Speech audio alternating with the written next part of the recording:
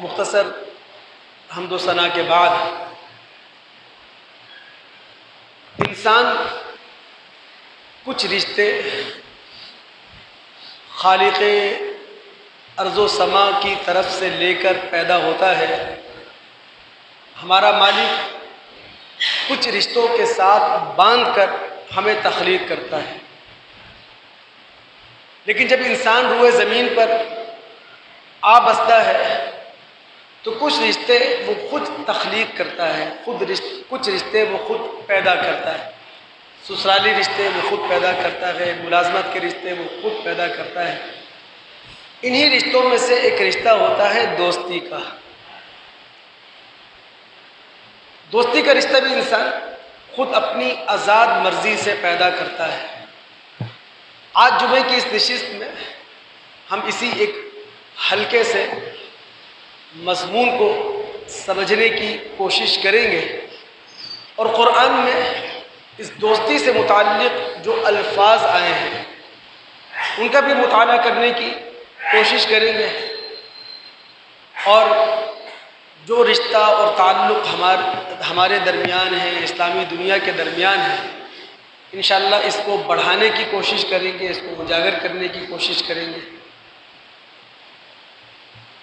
دیکھیں، دوستی کے لیے قرآن میں ایک لفظ ہے بڑا معروف، وہ ہے صدیق۔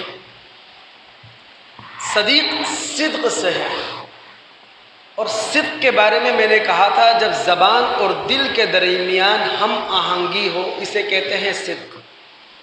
بلکہ اگر اور گہرے انداز میں اس بات کو سمجھیں تو صرف زبان اور دل کی ہم آہنگی کو صدق نہیں کہتے، بلکہ زبان اور دل کی ہم آہنگی کے ساتھ واقعے کا نفس واقعہ کے مطابق ہونا، یعنی جو واقعہ بیان کیا جا رہا ہے، جو واقعہ پیش کیا جا رہا ہے، وہ واقعہ اسی طرح پیش آیا ہو، تب کہتے ہیں صدق۔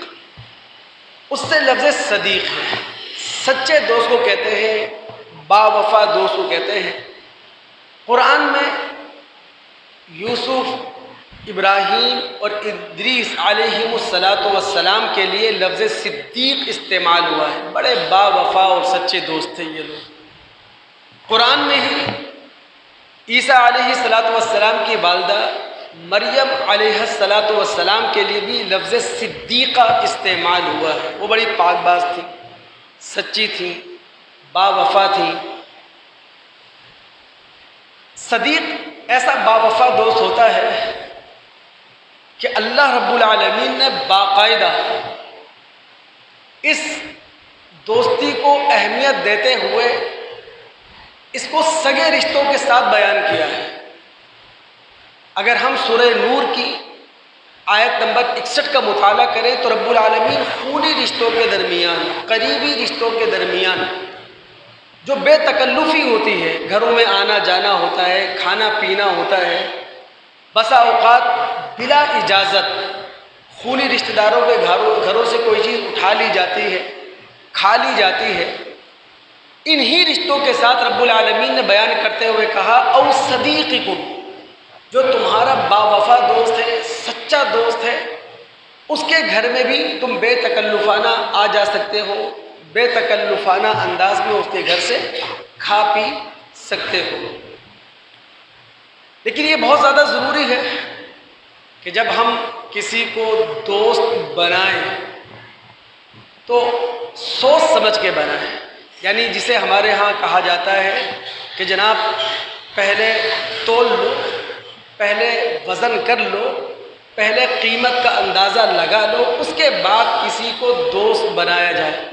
ہم چاہے بڑے ہو گئے ہوں، ہمیں بھی اپنی دوستی کے لیے آنکھیں کھلی رکھنا چاہیے، دماغ روشن رکھنا چاہیے، اور اپنے بچوں کی دوستیوں پر بھی گہری نظر اس زمانے میں رکھنا چاہیے۔ اور اگر یہ کام ہم نہیں کر رہے تو معذرت کے ساتھ پھر ہم وہ مومنانہ کردار ادا نہیں کر رہے، وہ مسلمانہ کردار ادا نہیں کر رہے جس کا تقاضا ہم سے ہمارا خالق کرتا ہے، ہمارا مالک کرتا ہے، ہمارا رسول کرتا ہے۔ وہ جو متفق علیہ روایت ہے کہ نبی علیہ الصلوۃ والسلام نے فرمایا ان مثل الجلیس الصالح والجلیس السوء، بھائی اچھی اور بری صحبت کی مثال ایسی ہے جیسا کہ ایک شخص جو عطر فروش ہے اور دوسرا شخص جو بھٹی کی آگ کو بھڑکانے والا ہے، بھٹی کو گرم رکھنے والا ہے۔ مرضی تمہاری ہے، چاہے عطر فروش کے ساتھ دوستی کر لو، چاہے بھٹی گرم رکھنے والے کے ساتھ دوستی کر لو، لیکن دونوں کے جو نتائج آئیں گے وہ مختلف آئیں گے۔ اگر عطر فروش کے ساتھ تم نے صحبت اختیار کی، عطر فروش کے ساتھ اٹھنا بیٹھنا شروع کیا، تم عطر خریدو یا نہ خریدو، تم اس کی مہک سے کبھی بھی محروم نہیں رہو گے، خوشبو سے محروم نہیں رہو گے۔ اسی لیے جو ہماری دوستیاں ہونا چاہیے، ہمارا میل ملاپ ہونا چاہیے، ہمارا اٹھنا بیٹھنا ہونا چاہیے، وہ اچھے لوگوں کے ساتھ ہونا چاہیے۔ یعنی ہم یار باشی کے اندر اپنے آپ کو ہوشیار رکھیں۔ پھر نبی علیہ الصلوۃ والسلام نے فرمایا کہ جناب اگر تم نے بھٹی کو گرم رکھنے والے کو اپنا دوست بنایا، اس کے ساتھ اٹھنا بیٹھنا شروع کیا، یا تو تمہارے کپڑے جلیں گے، کپڑے نہ بھی جلیں تو بدبو سے اپنے آپ کو بچا نہیں سکو گے۔ لہٰذا یہ کہنا کہ جناب اگر کوئی شخص شراب پیتا ہے تو کیا ہو گیا، کوئی شخص چرسی ہے تو کیا ہو گیا، ہمارا بچہ گالی بکنے والوں کے درمیان اٹھتا بیٹھتا ہے تو کیا ہو گیا، اس پر ہمیں تھوڑا سا غور کرنے کی ضرورت ہے۔ آج اگر ہم چھالی کھاتے ہیں نا تو یہ چھالی ہمیں لے کر جا سکتی ہے میمپوری تک، اور اگر ہمارے ہونٹوں پر یا ہمارے بچوں کے ہونٹوں پر آج سگریٹ ہے تو یہ ہمیں لے جا سکتی ہے نشے تک، نشے کا عادی بنا سکتی ہے۔ یہ وہ چیزیں ہیں جس کے بارے میں نبی علیہ الصلوۃ والسلام نے ہمیں ہوشیار کیا ہے۔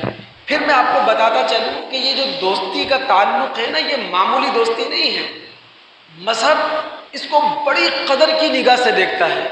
جب مذہب اس کو قدر کی نگاہ سے دیکھ رہا ہے تو پھر دوستی کے معاملے میں ہمیں بھی بڑا ہوشیار رہنا پڑے گا، دوستی کے معاملے میں ہمیں بھی اپنا دل دماغ روشن رکھنا پڑے گا، ہمیں بڑی چالاکی سے کام لینا ہوگا، بڑی سوچ سمجھ اس معاملے میں ہمیں دکھانا ہوگی۔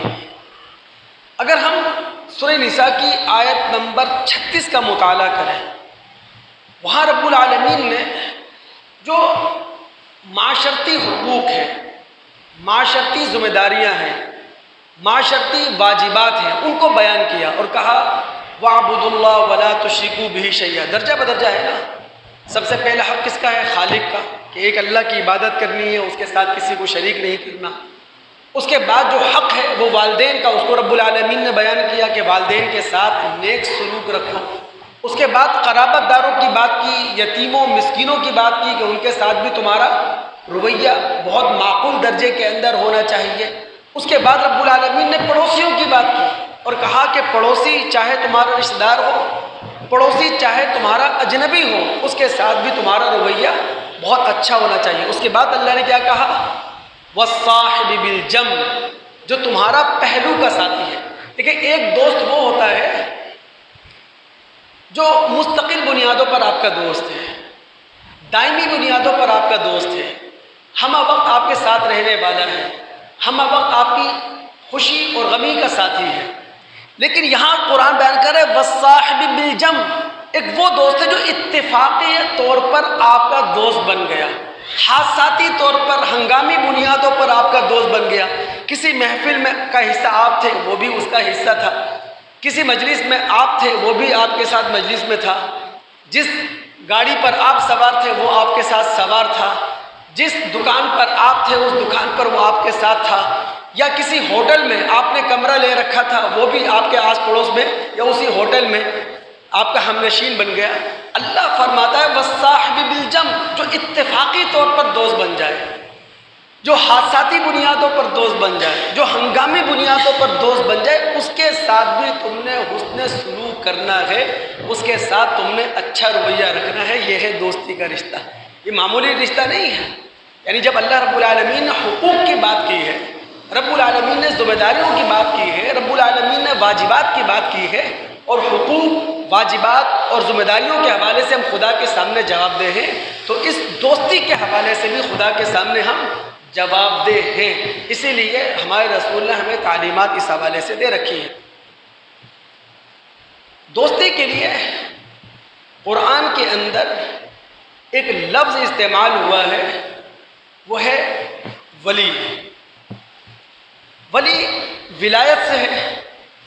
ولایت کہتے ہیں عربی میں نزدیکی کو، محبت کو، قرابت کو، رشتہ داری کو، غم گساری کو، غم خواری کو، تنگی اور تشی کے موقع پر کام آنے کو کہتے ہیں ولایت۔ یہ مسلم دنیا کے جتنے بھی مسلمان ہیں، ہم سب کا جو رشتہ ہے، ہم سب کا جو تعلق ہے، وہ ولایت کا تعلق ہے، ولایت کا رشتہ ہے۔ ہم سب ایک دوسرے کے ولی ہیں۔ لیکن دوستو، اس سے بھی زیادہ قابل اعزاز اور قابل فخر بات ہمارے لیے یہ ہے کہ ٹھیک ہے ہمارے درمیان ولایت کا رشتہ ہے، ہمارے خالق نے ہم سے ولایت کا رشتہ قائم کیا ہے، یعنی ہمارا حامی خالق، ہمارا غم گسار خالق، ہمارا مددگار خالق، یعنی اللہ رب العالمین کی صفات میں سے ایک صفت ہے الولی۔ واللہ ولی الحمید، اللہ رب العالمین حمایتی بھی ہے، مددگار بھی ہے، اور وہ سزاوار حمد بھی ہے، سزاوار شکر بھی ہے۔ اللہ رب العالمین قرآن میں کہتے ہیں واللہ ولی المتقین، اللہ متقی لوگوں کا حمایتی ہے۔ اللہ رب العالمین قرآن میں کہتے ہیں واللہ ولی المؤمنین، اللہ رب العالمین مومنوں کا دوست ہے، مومنوں کا غم خوار ہے۔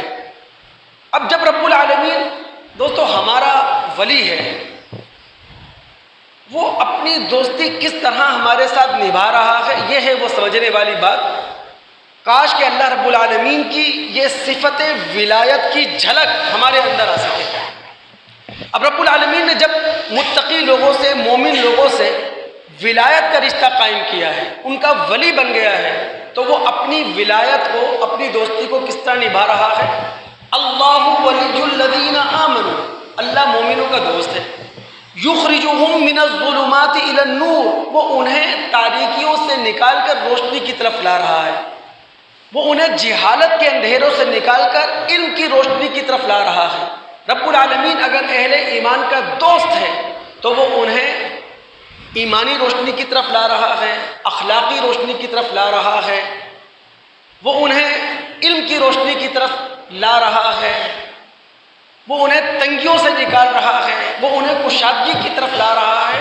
تو جس طرح ہمارا خالق، ہمارا مالک ہم سے دوستی کو نبھا رہا ہے، اسی طرح ہم ایک دوسرے کے ولی ہیں۔ یہی دوستی ہمیں ایک دوسرے کے ساتھ نبھانا چاہیے۔ اب دیکھیں نا، ہم جو ایک دوسرے سے میل ملاپ کرتے ہیں، ایک دوسرے سے ملاقات کرتے ہیں، ایک دوسرے سے اس کی خیر خیریت معلوم کر لیتے ہیں، کبھی خوشی میں اسے مبارکباد دے دیتے ہیں کہ کبھی غمی میں اسے گلے لگا لے دیتے ہیں، یہ چھوٹی موٹی بات نہیں ہے، یہ بہت بڑی بات ہے۔ نبی علیہ الصلوۃ والسلام کی ایک روایت ہے کہ اگر ہم چند قدم چل کر بھی کسی دوست کا دل جیتنے کے لیے جاتے ہیں، کسی کی خوشی کو بڑھاوا دینے جاتے ہیں، کسی کے غم کے بادل کچھ کم کرنے اور ہلکے کرنے جاتے ہیں، تو نادا منادن، پکارنے والا پکارتا ہے، طبتا، اے چلنے والے تجھے مبارک ہو، وطاب ممشا کا، تیرا ایک ایک قدم اٹھانا یہ قابل مبارک ہے۔ اور رب العالمین کے راستے میں جب یہ تو چل رہا ہے، کسی کا دل جیتنے کے لیے، کسی کو اپنے سے نزدیک کرنے کے لیے، تو جنت کی طرف جا رہا ہے، کسی کے گھر کی طرف نہیں جا رہا۔ وَتَبَوَّأْتَ مِنَ الْجَنَّةِ مَنزِلًا، یہ راستہ جنت کا راستہ ہے، نہ کہ کسی کے گھر کا راستہ ہے۔ ہمارے نبی علیہ الصلوۃ والسلام، ظاہر ہے کہ ہمارا رسول ہمارے نمونہ ہے، ہمارا رسول ہمیں سکھاتا ہے، ہمارا رسول ہمیں تعلیم دیتا ہے، ہمارا رسول ہمارے لیے دیے روشن کرتا ہے، ہمارے لیے رسول ہمارے لیے چراغ روشن کرتا ہے۔ اب ہمارے رسول صلی اللہ علیہ وسلم کا معاملہ کیا ہے کہ وہ ایک ایک ساتھی کو اپنے قریب کرتے تھے، وہ اپنے ایک ایک ماننے والے کے چہرے پر مسکراہٹ لانے کی کوشش کرتے تھے، نبی علیہ الصلوۃ والسلام کسی کی پیشانی کو پڑھ لینے کے بعد اس کے دکھوں کا مداوع کرنے کی کوشش کرتے تھے۔ یہ ہے وہ چیز جو ہمیں اپنے رسول سے سیکھنا چاہیے۔ اب دیکھیں نا، عمر بن خطاب رضی اللہ تعالی عنہ نبی علیہ الصلوۃ والسلام کے پاس آئے اور نبی علیہ الصلوۃ والسلام سے آ کر انہوں نے اجازت طلب کی کہ اللہ کے رسول صلی اللہ علیہ وسلم، میں عمرہ کرنے جانا چاہتا ہوں، صرف آپ کی اجازت مطلوب ہے۔ نبی علیہ الصلوۃ والسلام نے انہیں اجازت دے دی، لیکن اس کے بعد نبی علیہ الصلوۃ والسلام نے ایک جملہ عمر بن خطاب رضی اللہ تعالیٰ عنہ سے کہا ہے۔ وہ اتنا قیمتی جملہ ہے کہ عمر بن خطاب رضی اللہ تعالیٰ عنہ کہتے ہیں، ایک طرف پوری دنیا ہو اور دوسری طرف میرے نبی محمد الرسول اللہ صلی اللہ علیہ وسلم کے یہ الفاظ ہوں، یہ الفاظ پوری دنیا سے قیمتی ہیں۔ اب وہ جو الفاظ اللہ کے رسول نے ان سے کہے ہیں، ظاہر ہے وہ دل جیتنے کی بات کی ہے نا۔ آپ نے کہا کیا، اے عمر، ظاہر ہے تم عمرے پہ جا رہے ہو، لا تنسنا یا اخیو من دعائک، اے ہمارے بھائی ہمیں اپنی دعاؤں میں بھولنا نہیں۔ یعنی محمد الرسول صلی اللہ علیہ وسلم وقت کا رسول، وقت کا نبی، عمر بن خطاب رضی اللہ تعالی عنہ سے کہہ رہا ہے یا اخیو، اے ہمارے بھائی جب تم سفر پر ہو تو ہمیں اپنی دعاؤں میں بھولنا نہیں۔ عمر بن خطاب کہتے ہیں اللہ کے رسول صلی اللہ علیہ وسلم کی زبان سے نکلا ہوا یہ جملہ اتنا قیمتی ہے، پوری دنیا ایک طرف ہو اور رسول اللہ صلی اللہ علیہ وسلم کا یہ جملہ ایک طرف ہو۔ یہی دوست ہماری عادت ہونا چاہیے، ہم بھی کوشش کریں کسی کا دل جیتنے کے لیے بڑا جملہ کہنا، یعنی جتنا ہمارا دل کشادہ ہوگا نا، ہمارے دل میں جس کے دوسروں کے لیے جب زیادہ گنجائش ہوگی تو ہم بھی بڑی بات کہہ سکیں گے، ہم بھی اپنے آپ کو گرا سکیں گے، ہم بھی سامنے والے کو اٹھا سکیں گے، ہم کبھی کبھی مبالغہ آرائی سے کام لے لیں گے۔ یہ چیز ہمیں سیکھنا چاہیے۔ اور جب ہمارے درمیان دوستوں ولایت کا رشتہ ہے، قربت کا رشتہ ہے، نزدیکی کا رشتہ ہے، تو پھر ہمیں ایک دوسرے کا غمخوار اس طور پر ہونا چاہیے کہ جو ہم ٹیکسٹ میسیج بھی کرتے ہیں نا، اس میں بھی اپنے بھائی کے لیے کوئی پیغام ہو، اپنے بھائی کے لیے کوئی خیر خواہی ہو، اپنے بھائی کے لیے اس کے اندر کوئی نصیحت موجود ہو، یہ ہونا چاہیے۔ اب غور کریں آپ، معاذ بن جبل رضی اللہ تعالی عنہ، نبی علیہ الصلوۃ والسلام نے ان کا ہاتھ پکڑا ہوا ہے، ہاتھ پکڑ کر نبی علیہ الصلوۃ والسلام ان کا چل رہے ہیں اور اللہ کے رسول کہہ رہے ہیں، اے معاذ انی احبک، میں تم سے محبت کرتا ہوں۔ پھر کہتے ہیں میں تمہیں وصیت کر رہا ہوں کہ نماز کے بعد وہ جملے جو میں تمہیں سکھا رہا ہوں کبھی بھی ادا کرنے سے چھوٹ نہ جائیں۔ اور وہ جملے کتنے آسان سے تھے، آپ نے کہا اللہم اعنی علی ذکرک و شکرک و حسن عبادتک، یعنی معمولی سے جملے، لیکن رسول اللہ صلی اللہ علیہ وسلم نے یہ جملے انہیں سکھانے سے پہلے، یہ جملے زبان سے نکالنے سے پہلے ان کا ہاتھ پکڑا ہے، ان سے ایک رشتہ، ان سے ایک تعلق رسول اللہ صلی اللہ علیہ وسلم نے نئے انداز میں قائم کیا ہے، اور پھر اللہ کے رسول نے ایک میسج دیا ہے۔ تو جب ہمارا ایک دوسرے کے ساتھ رشتہ ہے تو ہمارا ٹیکسٹ میسج صرف کسی کا مذاق اڑا دینا، صرف ایک لطیفہ سنا دینا، کوئی لا یعنی سی بے فضول بات کا ٹیکسٹ میسج کر دینا، یہ نہیں ہونا۔ ہم سنجیدہ لوگ ہیں، ہمارا میسج بھی سنجیدہ ہونا چاہیے، ہمارا پیغام بھی بڑا سنجیدہ ہونا چاہیے۔ قرآن میں دوستی کے لیے ایک لفظ ہے رفیق۔ دل دماغ ہوشیار رہے، اللہ رب العالمین جو ہے یہ رفاقت ہم سب کے اندر پیدا کر دے، ہم سب ایک دوسرے کے رفقا ہیں۔ اب رفیق کس دوست کو کہتے ہیں؟ رفق عربی میں کہتے ہیں نرم دلی کو، رفق عربی میں کہا جاتا ہے زبانی نرمی کو، یعنی آپ بہت ہلکے جملے استعمال کریں، بہت لائٹلی جملے استعمال کریں، سب جملے آپ کی زبان پر نہ آئیں، اسے کہتے ہیں الرفق۔ ہمارا مذہب تو ہمیں یہ تعلیم دیتا ہے کہ ہم سب تو ایک دوسرے کے رفقا ہیں، ایک دوسرے کے لیے نرم دلی رکھنے والے، ایک دوسرے کے لیے غمخواری رکھنے والے، اور ایک دوسرے کے لیے دلوں میں گنجائش رکھنے والے۔ ہمارا رسول ہم سے کہتا ہے کہ یہ رفاقت صرف تمہاری حد تک محدود نہ رہے، بلکہ غیر مسلم دنیا تک اس رفاقت کو لے کر جاؤ۔ غیر مسلم دنیا پر جو غیر مسلم ہو، جو تمہارا دشمن ہو، جو تم سے تعصب رکھتا ہو، جو تمہارے بارے میں منفی سوچتا ہو، جو تمہارے بارے میں منفی پروپیگنڈا رکھتا ہو، جو تمہیں ختم کر دینے کا ارادہ رکھتا ہو، جو دنیا سے ساز باز کر رہا ہو تمہیں مٹانے کے لیے، اس کے بارے میں بھی رفاقت رکھو۔ وہ بخاری کتاب الادب میں اترے نا آپ، نبی علیہ الصلوۃ والسلام مکہ سے مدینہ آئے ہیں اور آتے ہی آپ نے یہود قبائل سے میثاق مدینہ کیا ہے، لیکن انہی یہود قبائل نے نبی علیہ الصلوۃ والسلام کو موقع موقع پر دغا دیا ہے۔ یہ یہود قبائل موقع موقع پر متعصبانہ سلوک رکھتے ہیں اللہ کے رسول کے خلاف، یہ دشمنوں سے ساز باز کرتے ہیں، اسلام کے خلاف پروپیگنڈا کرتے ہیں۔ نبی علیہ الصلوۃ والسلام کے اسلام اور آپ پر ایمان لانے والے مسلمانوں کو مٹانے کے لیے انہوں نے دنیا سے اتحاد کر رکھا ہے۔ وہ جو جنگ خندق کے موقع پر 10,000 کی فوج آئی تھی، وہ ایسے نہیں آ گئی تھی، یہ سالوں کی محنت تھی، یہ سب کچھ ہو رہا تھا۔ لیکن اسی دوران جب نبی علیہ الصلوۃ والسلام کے گھر میں حجرہ عائشہ میں یہودیوں کی طرف سے کوئی ڈیلیگیشن آتی تھی، یہودیوں کی طرف سے کوئی وفد آتا تھا اور وہ اپنے بغض کا اظہار اپنی زبان سے کرتا تھا، السلام علیکم، کہ نبی علیہ الصلوۃ والسلام کے لیے بد دعائیہ کلمات کہتا تھا، السلام علیکم، آپ کی ہلاکت کے لیے بد دعائیں کرتا تھا۔ نبی علیہ الصلوۃ والسلام کی زبان سے کیا نکلتا تھا؟ وعلیکم۔ بھائی اگر تم نے دعا دی ہے تو ٹھیک، اور تم نے اگر مجھے بد دعا دی ہے تو میرے خالق کا رحم میرے لیے کافی ہے۔ لیکن حجرہ عائشہ کے اندر صرف اللہ کے رسول نہیں ہیں، آپ کی زوجہ بھی ہیں، عائشہ صدیقہ رضی اللہ تعالیٰ عنہ، وہ بھڑک اٹھتی تھی، وہ ناراض ہو جاتی تھی، وہ خفا ہو جاتی تھی، اور وہ خفا ہو کے کیا کہتی تھی؟ وعلیکم السلام واللعنہ، ہلاکت تمہارے لیے ہے، بربادی تمہارے لیے ہے، لعنت تمہارے لیے ہے۔ اور یہ وہ موقع تھا کہ نبی علیہ الصلوۃ والسلام نے صرف اپنی زوجہ کو یہ بات نہیں سمجھائی تھی، نبی علیہ الصلوۃ والسلام نے صرف عائشہ صدیقہ رضی اللہ تعالی عنہ کو یہ پیغام نہیں دیا تھا، بلکہ نبی علیہ الصلوۃ والسلام نے یہ پیغام پوری امت کو دیا تھا، مہلن یا عائشہ، عائشہ تھوڑا سا ہلکا ہاتھ رکھو، نرمی سے بات کرو، نرم الفاظ کا انتخاب کرو، نرم دلی کا مظاہرہ کرو۔ پھر کہا کیا؟ ان اللہ رفیق یحب الرفق فی الامر کلہ، اللہ رفیق ہے، اللہ نرمی کرنے والا ہے، اللہ پسند کرتا ہے ہر معاملے میں نرمی کرنے کو۔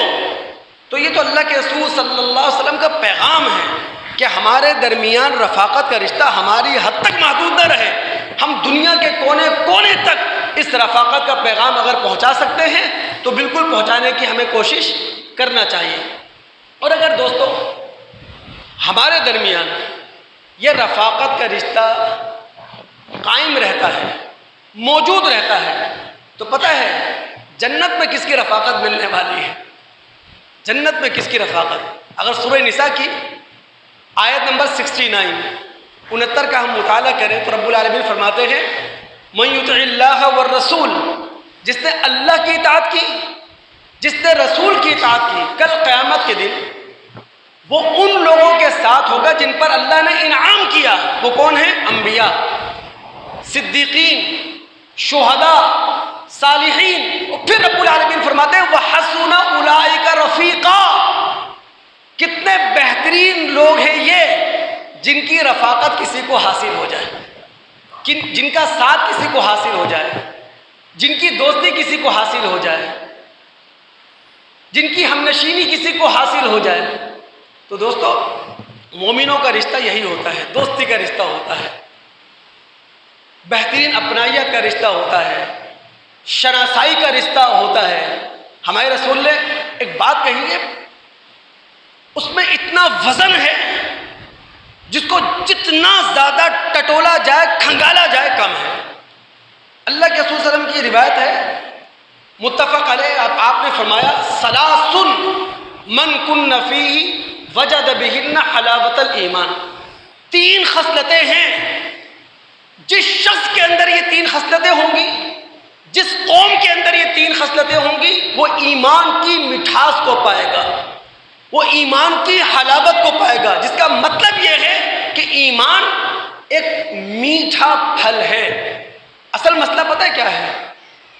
میں سمجھتا ہوں مجھ جیسے مسلمان یا عام طور پر مسلمان ابھی ایمانی پھل کے چھلکے کو کھا رہے ہیں. ہم صرف ایمانی پھل جو ہے اس کے چھلکوں کو کھا رہے ہیں، ابھی اس کے مٹھاس کو پہنچے نہیں ہیں. یہی وجہ ہے کہ قربانی ہم سے دی جاتی، اثار ہم سے کیا نہیں جاتا. یہی وجہ ہے کہ ذاتی مفاد آڑے آ جاتا ہے. یہی وجہ ہے کہ ہم اپنی انا کا گلا نہیں گھونٹ پاتے ہیں. رسول نے فرمایا 3 خصلتیں ہیں جس قوم کے اندر یہ موجود ہوں گی وہ ایمان کی مٹھاس پالے گا. نمبر 1، اللہ اور اس کے رسول سے محبت سب سے زیادہ ہونا چاہیے. نمبر 2، جب ایمان ہم لے کر آ گئے ہیں تو اب کفر میں جانے کو اسی طرح ناپسندیدگی کی نگاہ سے دیکھیں جس طرح آگ میں کودنے کو ناپسندیدگی نگاہ سے دیکھتے ہیں. اور نمبر 3، اللہ کے رسول نے کیا فرمایا؟ جس شخص سے محبت کرو لا یحبہ الا للہ، صرف اللہ کے لیے محبت کرو. جس شخص کے اندر، جس قوم کے اندر یہ 3 خصلتیں آ گئیں وہ ایمان نامی پھل کے گودے کو بھی کھا لے گا، اس کی مٹھاس کو، اس کے ذائقے کو محسوس کرے گا. وہ جو رسول اللہ صلی اللہ علیہ وسلم نے فرمایا کہ 7 طرح کے لوگ ہیں جنہیں اللہ رب العالمین کل قیامت کے دن اپنے عرش کے سائے کے نیچے جگہ دے گا. ان میں وہ کون ہیں؟ رجلان، وہ 2 افراد تحابا فی اللہ، جن کی محبت صرف اللہ کے لیے ہے. اجتمعا علیہ، ملتے ہیں اللہ کے لیے، وتفرقا علیہ، جدا ہوتے ہیں تو اللہ تعالیٰ کے لیے. ہمارے رسول نے دوستو ہمیں یہ تعلیم دی ہے، ہمارے رسول نے ہمیں یہ سکھایا ہے، لا تصاحب الا مؤمنا. تمہارا مصاحب، تمہارا ساتھی، تمہارے دسترخوان کا ساتھی، تمہاری محفلوں کا تمہارا یار وہ مومن ہونا چاہیے.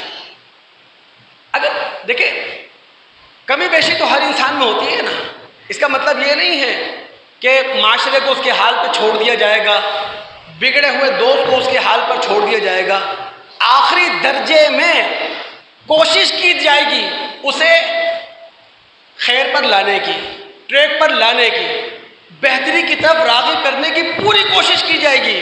یہ کام تو ہوتا رہے گا، لیکن معذرت کے ساتھ ان محفلوں کا حصہ بننا جہاں بگاڑ کا پورا موقع موجود ہو، یا اپنے بچوں کو وہاں بیٹھنے دینا جہاں ان کے بگڑ جانے کا پورا اندیشہ موجود ہو، یہ بہت بڑا ظلم ہے جو ہم شاید اپنے ساتھ کریں گے، اپنے پورے معاشرے کے ساتھ کریں گے.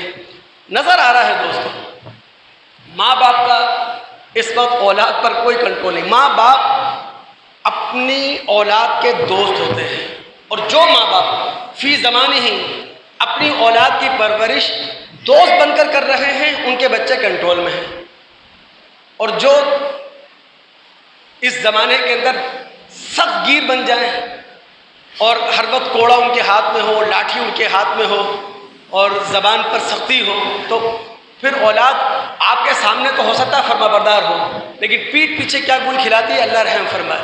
تو ماں باپ اس زمانے میں اپنی اولاد کے سب سے بڑے خیرخواہ ہوتے ہیں، دوست ہوتے ہیں. تو ماں باپ کو چاہیے دوست بن کے پالے اپنے بچوں کو، کنٹرول میں نہیں ہے. یہ ہمیں نظر آتا ہے، روڈ پر نکل جائیں، عید کے 3 دن جو ہم نے دھینگا مشتی دیکھی ہے، جو طوفان بدتمیزی دیکھی ہے، جو ٹریفک حادثے ہم نے دیکھے ہیں، جو رائڈنگ کے انداز ہم نے دیکھے ہیں، جو چھچور بازی ہم نے دیکھی ہے، جس غیر سنجیدگی کا ہم نے سامنا کیا ہے، جو ہلا گیری یہاں ہوئی ہے، جو انڈین گانوں پر ڈانس ہوئے ہیں یہاں پر، جو بھنگڑے یہاں ڈالے گئے، وہ سب ہماری آنکھوں کے سامنے، ہماری نظروں کے سامنے ہے. اس کا مطلب یہ ہے کہ گھر کا ادارہ وہ کام نہیں کر رہا جو کام اسے کرنا چاہیے، اور خدا کے سامنے کل قیامت کے دن ہم اس حوالے سے جواب دہ ہیں. قرآن میں دوستی کے لیے ایک لفظ ہے، دل دماغ پر اگر آپ کا حاضر رہے، وہ ہے القرین. قرین القرن سے ہے. القرن عربی میں کہتے ہیں اس رسی کو جس رسی کے ساتھ 2 اونٹ باندھ دیے جاتے ہیں. اب آپ سمجھ سکتے ہیں کہ جناب قرین کن دوستوں کو کہا جاتا ہے. امام راغب اصفہانی رحمۃ اللہ علیہ ان کے الفاظ میں قرین ان 2 دوستوں کو کہا جاتا ہے جو ہم اللہ ہوں، ہم سر ہوں اور ہم عمر ہوں، دل دماغ آپ کا حاضر رہے، چونکہ ہم انسان یہاں دنیا کے اندر جو پیدا کیے گئے ہیں بطور آزمائش، بطور امتحان، تو اللہ رب العالمین نے امتحان اور آزمائش کے طور پر پیدائشی انداز میں، یعنی پیدائش کے پہلے روز سے اللہ تعالیٰ نے دو قرین ہمارے ساتھ پیدا کر رکھے ہیں، میں پیدا ہوا یا آپ پیدا ہوئے، جو بھی دنیا کے اندر آیا تو دو ساتھی اپنے ساتھ خدا کی طرف سے لے کر آیا ہے، چونکہ ہم آزمائشی دنیا کے اندر آئے ہیں۔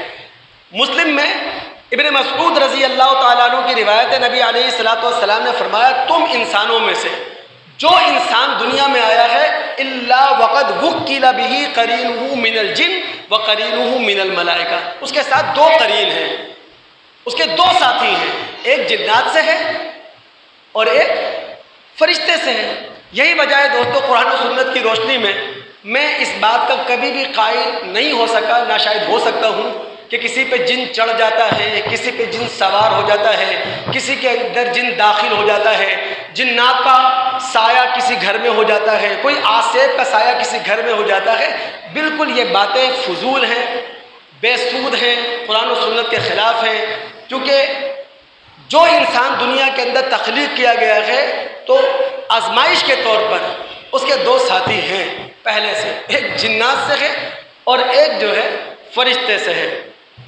جب رسول نے یہ بات کہی تو رسول سے کہا گیا وَإِيَّاكَ، اللہ کے رسول جب دنیا میں آپ آئے، آمنہ کے بطن سے آپ نے جنم لیا، تو کیا آپ کے بھی دو ساتھی تھے، ایک جنات سے اور ایک فرشتے سے؟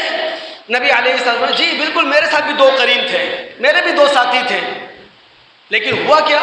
فَأَعَانَنِي اللَّهُ عَلَيْهِ، اللہ تعالیٰ نے میری مدد کی ہے جن کے مقابلے میں، فَأَسْلَمَ، اب وہ میرے سامنے تابع دار بن کر رہتا ہے، اب وہ مجھے کوئی بات کہتا بھی ہے تو بھلائی کی کہتا ہے۔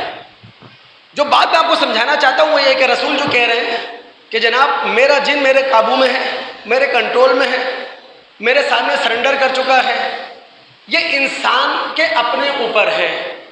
جو انسان دنیا کے اندر آیا دو قرین لے کر آیا ہے، جن سے بھی فرشتے سے بھی، ابھی انسان کی مرضی پر ہے وہ کس کو اپنے اوپر غالب کرتا ہے۔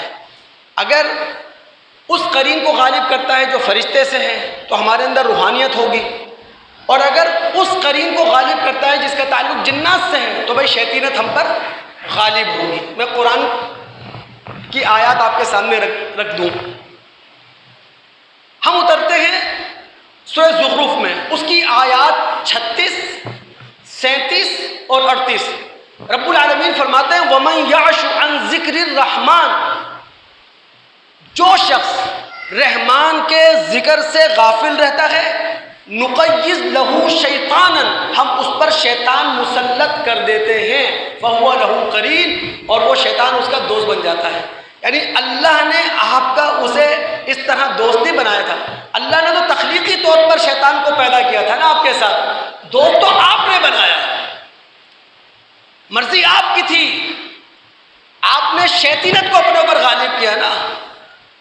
فرشتہ صفت بھی تو اپنے اوپر غالب کر سکتے تھے آپ، فرشتہ صفت بھی تو اپنے آپ کو بنا سکتے تھے آپ، یہ اختیار آپ کے پاس تھا۔ تو رب العالمین فرماتے ہیں جو شخص رحمان کے ذکر سے غافل ہوتا ہے شیطان کو ہم اس پر مسلط کرتے ہیں، وہ اس کا دوست بن جاتا ہے، اب وہ شیطان اسے سیدھے راستے سے ہٹاتا ہے، لیکن کل قیامت کا دن ہوگا، شیطان اور یہ انسان ایک دوسرے کے سامنے کھڑے ہوں گے، انسان کیا کہے گا؟ یا لیت بینی و بینک بعد المشرقین، کاش میرے اور تیرے درمیان مشرق اور مغرب کا بعد ہوتا، فبئس القرین، تو بدترین دوست ہے۔ تو جو انسان دنیا کے اندر آیا ہے بطور آزمائش پیدائشی طور پر اپنے دو ساتھی لے کر آیا ہے، اب غالب کس کو کرنا ہے یہ انسان کی اپنی مرضی پر ہے۔ اسی لیے دوستو ہم تمام دوستوں کی یہ کوشش ہونا چاہیے تقوی اور طہارت سے اپنے آپ کو پالش کرتے رہیں، چونکہ ہر انسان خدا کی طرف سے ایک طبیعت لے کر آیا ہے، ایک مزاج لے کر آیا ہے، ایک فطرت لے کر آیا ہے، بگڑی ہوئی فطرت بھی سدھر سکتی ہے اور بہترین فطرت وہ اعلیٰ تر ہو سکتی ہے تقوی اور طہارت کی پالش کرنی ہے آپ نے. وہ نبی علیہ الصلوۃ والسلام کی حدیث ہے نا. نبی علیہ الصلوۃ والسلام نے فرمایا الناس معادن کمعادن الذهب والفضہ. بھائی لوگ تو کانوں کی طرح ہیں، جس طرح سونے چاندی کی کانیں ہوتی ہیں، تو کچھ انسان ایسے ہوتے ہیں جن کی طبیعت اور جن کا مزاج سونے جیسا ہوتا ہے، کچھ انسان ایسے ہوتے ہیں جن کی طبیعت اور مزاج چاندی کی طرح ہوتا ہے، اور کچھ انسان ایسے ہوتے ہیں جن کی طبیعت اور مزاج کوئلے کی طرح ہوتا ہے. پھر نبی علیہ الصلوۃ والسلام نے فرمایا کہ جو لوگ اپنے اخلاق اپنے کردار کے اعتبار سے زمانے جہالت میں بہتر تھے، زمانے اسلام میں بھی وہ اخلاق اور کردار کے لحاظ سے بہتر ہیں. اذا فقہوا، جبکہ وہ دین کی سمجھ حاصل کر لے. پھر نبی علیہ الصلوۃ والسلام نے فرمایا الارواح جنود مجندہ. یہ جو انسانی روحیں ہیں یہ مختلف لشکر ہیں. یعنی ہم انسانی روحیں یہ مختلف لشکر ہیں. سب کے مزاج الگ ہیں، سب کی طبیعتیں الگ ہیں، سب کی فطرتیں الگ ہیں. لیکن دوستو میں نے کہا نا کہ اگر تقوی طہارت کی پالش کی جائے تو بہت بڑا انقلاب آ سکتا ہے، بہت بڑی تبدیلی آ سکتی ہے. میرا مزاج بگڑا ہوا ہے، میری طبیعت بگڑی بھی ہے، لیکن دین کی روشنی میرے مزاج کو درست کر سکتی ہے، میری بگڑی فطرت کو درست کر سکتی ہے. اللہ کے رسول نے فرمایا جن کی طبیعتیں بگڑی بھی ہوتی ہیں، جن کے مزاج بگڑے ہوئے ہوتے ہیں، وہ آپس میں دوست بن جاتے ہیں. اور جن کی طبیعتوں کے اندر مزاجوں کے اندر اتفاق پایا جاتا ہے، ائتلافا، وہ آپس میں دوست بن جاتے ہیں. تو دوستی یہ ہماری اپنی مرضی پر منحصر ہے کہ ہم کسے دوست بناتے ہیں کسے دوست نہیں بناتے ہیں. تو دوست بنانے کے معاملے میں بہرحال ایک مومن کو ایک مسلمان کو ہمیشہ ہوشیار رہنا چاہیے. ایک آخری لفظ سن لیں آپ دوستی کے لیے. قرآن میں ہے الخلیل. خلا اور خل عربی میں کہتے ہیں دوستی کا دل کے اندر پیوست ہو جانا، یعنی بہت قریبی دوست، دلی دوست، پہلو کا ساتھی، ہمہ وقت آپ کے ساتھ رہنے والا، اسے کہتے ہیں عربی میں الخلیل. قرآن کہتا ہے نبی علیہ الصلوۃ والسلام قرآن کہتا ہے کہ اللہ تعالیٰ نے ابراہیم علیہ الصلوۃ والسلام کو اپنا خلیل بنایا، اور حدیث یہ کہتی ہے کہ نبی علیہ الصلوۃ والسلام نے اللہ تعالیٰ کو اپنا خلیل بنایا. قرآن پھر ہم سے یہ کہتا ہے کہ ایک دوسرے کے خلیل بن جاؤ. یاد رکھیے ساری دوستیاں دشمنیوں میں بدل جائیں گی سوائے مسلمانوں کی خلیلی کے. الاخلاء یومئذ بعضهم لبعض عدو الا المتقین. یہ مسلمانوں کے درمیان جو خلیلی کے رشتہ ہے، مسلمانوں کے درمیان جو دوستی کا رشتہ ہے، یہ قائم رہے گا. اس کے علاوہ ہر دوستی کل قیامت کے دن خدا کے سامنے ختم ہو جانے والی ہے. تو ہماری دوستی جو دوستوں ہے وہ الخلیل والی دوستی ہے. تو ہم ایک دوسرے کے یار بنے، ایک دوسرے کے غمخوار بنے، ایک دوسرے کے دکھ اور درد کا ساتھی اپنے آپ کو بنانے کی کوشش کریں. پتہ ہے ہمارے رسول صلی اللہ علیہ وسلم نے کیا فرمایا کہ ہر شخص اپنے خلیل کے مذہب پر ہوتا ہے. تم میں سے ہر شخص اپنے دوست کے مذہب پر ہوتا ہے. تو جب کوئی شخص کسی کو دوست بنائے تو دیکھ لے کہ دوست بنا کسے رہا ہے. تو لہٰذا دوستی کے معاملے میں ہوشیار رہنا چاہیے. ہم مسلمانوں کی دوستی جو بھی ہے جتنی بھی ہے وہ صرف اللہ تعالیٰ کے لیے ہے، اللہ تعالیٰ کی رضا کے لیے ہے. اور جب دوستی ہماری اللہ کے رضا کے لیے ہے تو دوستی اس دوستی سے بڑھ کر نہ کوئی دوستی تھی اور نہ اس دوستی سے بڑھ کر کوئی دوستی ہو سکتی ہے. ایک حدیث آپ کو سنا دوں موطا امام مالک کی کہ ہماری ذمہ داری ہے کیا. ابو ادریس خولانی وہ کہتے ہیں کہ میں دمشق کی مسجد میں آیا، مرکزی مسجد میں. وہاں میں نے دیکھا کہ ایک نوجوان بیٹھا ہے، اس کے گرد گرد لوگ بیٹھے ہیں. وہ لوگ کسی مسئلے پہ ڈسکس کرتے ہیں، کسی مسئلے پہ بات کرتے ہیں، اور جب ان کے درمیان اختلاف پیدا ہوتا تو وہ اس نوجوان کی طرف رجوع کرتے ہیں. مجھے بڑی حیرانگی ہوئی کہ لوگ اپنے تمام مسائل کا حل ایک نوجوان سے پوچھ رہے ہیں. میں نے پوچھا کہ یہ نوجوان ہے کون جس کی طرف سب رجوع کیے ہوئے ہیں؟ تو مجھے بتایا گیا معاذ بن جبل رضی اللہ تعالیٰ عنہ صحابی رسول ہے. مجھے بڑی حیرانگی ہوئی کہ معاذ بن جبل دمشق میں ہے. میں گھر چلا گیا اس ارادے سے کہ کل صبح سب سے پہلے میں نے آنا ہے. میں صبح سب سے پہلے آیا لیکن مجھ سے پہلے معاذ بن جبل رضی اللہ تعالیٰ عنہ مسجد کے اندر موجود تھے، نفل نماز پڑھ رہے تھے۔ انہوں نے نفل نماز ختم کی، میں ان کے پاس گیا، میں نے قسم کھا کے انہیں یقین دلایا کہ میں آپ سے صرف اللہ تعالیٰ کے لیے محبت کرتا ہوں۔ معاذ بن جبل رضی اللہ تعالیٰ عنہ نے قسم دے کر پوچھا کیا تمہاری محبت مجھ سے صرف اللہ کی رضا کے لیے ہے؟ میں نے کہا بالکل اللہ کی رضا کے لیے آپ سے محبت کرتا ہوں، کوئی وجہ نہیں ہے۔ تو معاذ بن جبل نے مجھے چادر سے پکڑ کے قریب کیا اور کہا ابشر، خوش ہو جاؤ، چونکہ میں نے نبی محمد الرسول اللہ صلی اللہ علیہ وسلم سے سنا ہے کہ اللہ کے رسول فرما رہے تھے، اللہ فرماتا ہے وجبت محبتی، اللہ فرماتا ہے میری محبت واجب ہو گئی۔ کن کے لیے؟ المتحابین فیہ، جو آپس میں محبت کرتے ہیں میرے لیے، والمتجالسین فیہ، جو بیٹھتے ہیں میل ملاقات کرتے ہیں میرے لیے، والمتزاورین فیہ، جو ایک دوسرے سے تعلق رکھتے ہیں، سلام دعا رکھتے ہیں، جو ایک دوسرے سے میل ملاپ رکھتے ہیں، گھروں میں ملنے جاتے ہیں، گھروں میں دعوتوں کا اہتمام کرتے ہیں میرے لیے، والمتبازلین فیہ، اللہ کی محبت واجب ہو گئی ان لوگوں کے لیے جو اللہ کی رضا کے لیے ایک دوسرے پر اپنا مال لٹاتے ہیں۔ رسول نے کیا فرمایا؟ من احب للہ وابغض للہ وآطى للہ ومنع للہ، جس نے محبت کی اللہ کے لیے، جس نے ناراضگی اختیار کی اللہ کے لیے، جس نے کسی کو کچھ دیا اللہ کے لیے، جس نے اپنا ہاتھ روک لیا کسی کو نہیں دیا، جس طرح میں کہتا ہوں پیشہ ور بھکاریوں کو اپنا دے، جس نے دیا اللہ کے لیے، ہاتھ روکا اللہ کے لیے، فقط استکمل الایمان، اس کا ایمان مکمل ہو گیا۔ آج مسلم دنیا پر جتنی بڑی آفت ہے اس کی وجہ یہ ہے کہ ہم قرآن کے خلاف گئے اور غیر مسلم دنیا کو اپنا بتانا بنا لیا۔ آج پاکستان کے جتنے مصائب ہیں، جتنی مشکلات ہیں، اس کی وجہ یہ ہے کہ ہم اپنے گھروں کے راز باہر لے کے چلے گئے۔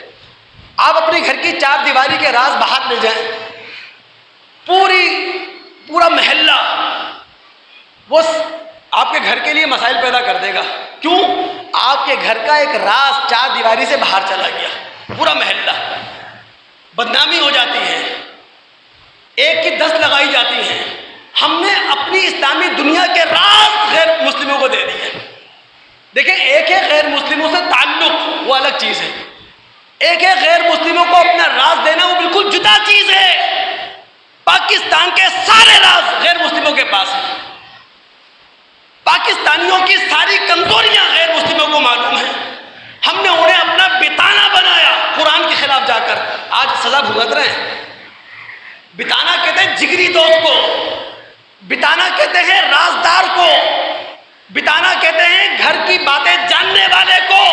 اللہ نے ہوشیار کرتے ہوئے کہا تھا لا تتخذوا بطانۃ من دونکم لا یعلونکم خبالا، اے اہل ایمان اپنے علاوہ کسی اور کو رازدار نہیں بنانا، ورنہ وہ تمہیں نقصان پہنچانے کا کوئی موقع ضائع نہیں کریں گے۔ جہاں تم مشقت میں پڑ جاؤ انہیں خوشی ہوتی ہے۔ جو بغض ان کے منہوں سے پھوٹ رہا ہے یہ تھوڑا ہے، جو بغض، جو عداوت، اسلام دشمنی اپنے دلوں میں یہ چھپائے ہوئے ہیں، یہ اس سے بڑی ہے۔ ہم نے سارے راز دے دیے، انہوں نے مسلم دنیا کو لڑوایا، ہماری ہر کمزوری سے فائدہ اٹھایا۔ ہم مسلمان، پاکستانی مسلمان ان حالات میں پہنچے ہوئے ہیں، ہمارے ہاں بے ایمانی بھی ایمانداری سے نہیں ہو رہی، بے انصافی بھی انصاف کے ساتھ نہیں ہو رہی۔ یعنی ایک ہوتی ایمانداری، یہاں تو ایمانداری کی بات ہی نہیں ہے نا، یہاں تو بے ایمانی کی بات ہے۔ جو بے ایمانی ہو رہی ہے وہ بھی ایمانداری سے نہیں ہو رہی، اور جو بے انصافی ہو رہی ہے وہ بھی انصاف کے ساتھ نہیں ہو رہی۔ اتنے بدتر حالات میں ہیں اس لیے کہ ہم نے بتانا بنایا اپنے سے باہر کے لوگوں کو، سارے راز دے دیے، ساری کمزوریاں دے دی، وہ فائدہ کیوں نہیں اٹھائیں گے؟ اس لیے ان کو کوسنے سے بہتر ہے ہم اپنی تعمیر و ترقی کی بات کریں، ہم اپنے دکھوں کا مداوع کریں، اپنی کمزوریوں کا خاتمہ کریں۔ ایک بات صرف رسول کی یاد رکھیں کس طرح ہمارے درمیان محبت. دیکھیں محبتیں پیدا کرنا ضروری ہے, رشتوں کو جوڑنا ضروری ہے, قریب ہونا ضروری ہے, نفرتوں کو مٹانا ضروری ہے. یہ نہیں تو کچھ بھی نہیں ہے. ہمارے رسول نے کہا, مسلم کی روایت ہے, قسم کھا کر کہا تھا والذی نفسی بیدہ, اس ذات کی قسم جس کے قبضے میں میری جان ہے. رسول نے کہا تم جنت میں جا نہیں سکتے جب تک کہ مومن نہ ہو. پھر رسول نے کہا تم مومن ہو نہیں سکتے حتی تحابو, جب تک کہ کلمہ گو لوگ آپس میں محبت نہ کریں. پھر ہمارے رسول نے خود کہا اولا ادلکم علی شیء اذا فعلتموہ تحاببتم, کیا میں تمہیں ایک راز کی بات نہ بتا دوں, اگر تم اس پر عمل کر گزرے آپس میں محبت کرو گے. کتنی چھوٹی سی بات رسول نے کہی ہے. اللہ سے عہد کرے گھر میں بیٹھ کر, خدا گھر میں بیٹھ کر اللہ سے وعدہ کر کے جائے کہ رسول نے جنت میں جانے کے لیے, کامل ایمان کے لیے, آپس کی محبت کے لیے جو راز ہمیں دے دیا ہے, ہلکا سا راز, معمولی سا راز, اس پر عمل کریں گے. رسول نے کیا کہا, افشوا السلام بینکم, ایک دوسرے کو سلامتی کی دعا دیا کرو. یعنی ہم کسی کے سامنے سے گزرے, کسی کے پاس سے گزرے, اس کو سلامتی کی دعا دے دی, السلام علیکم کہہ دیا, بات ختم ہو گئی. تو اللہ تعالیٰ سے دعا, اللہ تعالیٰ سننے کے بعد سمجھنے کے بعد عمل کرنے کی توفیق عطا فرمائے. السلام علیکم ورحمۃ اللہ وبرکاتہ.